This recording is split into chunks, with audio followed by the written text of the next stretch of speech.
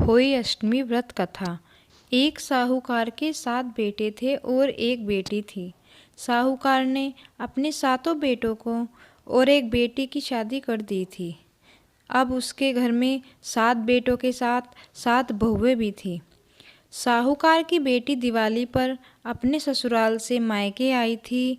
दिवाली पर घर को लीपना था, इसलिए सारी बहुएं जंगल से मिट्टी लेने गईं। ये देखकर ससुराल से मायके आई साहूकार की बेटी भी उनके साथ चल पड़ी। साहूकार की बेटी जहाँ मिट्टी काट रही थी, उस स्थान पर स्याहू अपने बेटों के साथ रहती थी।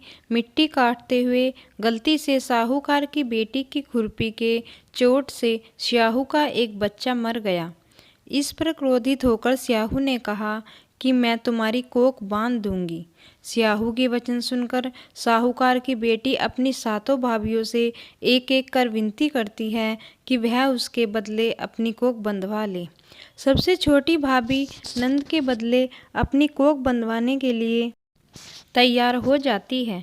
इसके बाद छोटी भाभी के जो भी बच्चे होते हैं वे 7 दिन बाद मर जाते हैं। 7 पुत्रों की इस प्रकार मृत्यु होने के बाद उसने पंडित को बुलवाकर इसका कारण पूछा। पंडित ने सुरही गाय की सेवा करने की सलाह दी। सुरही सेवा से प्रसन्न होती है और छोटी बहू से पूछती है कि तू किस लिए मेरी इतनी सेवा कर रही है और वह उससे क्या चाहती है। जो कुछ तेरी इच्छा हो वह मुझसे मांग ले। साहूकार की बहू ने कहा कि स्याहू माता ने मेरी कोख बांध रखी है, जिससे मेरे बच्चे बचते हैं। यदि आप मेरी कोख खुलवा देते हो तो मैं आपका उपकार मानूंगी। गाय माता ने उसकी बात मान ली और उसे साथ लेकर 7 समुद्र पार स्याहू माता के पास ले चली। रास्ते में थक जाने पर दोनों आराम करने लगते हैं। अचानक साहूकार की छोटी बहू की नज़र एक ओर जाती है। वह देखती है कि एक सांप गरुड़ पंखनी के बच्चे को डसने जा रहा है और वह सांप को मार देती है। इतने में गरुड़ पंखनी वहां आ जाती है और खून बिखरा हुआ देखकर उसे लगता है कि छोटी बहू उसके बच्चे को मार दिया है। इस पर वह छोटी बहू को चोंच मारना शुरू कर देती है। छोटी बहू इस पर कहती है कि उसने तो उसके बच्चे की जान बचाई है। गरुड़ पंखनी इस बात पर खुश होती है और सुरही सहित उन्हें स्याह के पास पहुंचा देती है। वहां छोटी बहू स्याहू की भी सेवा करती है।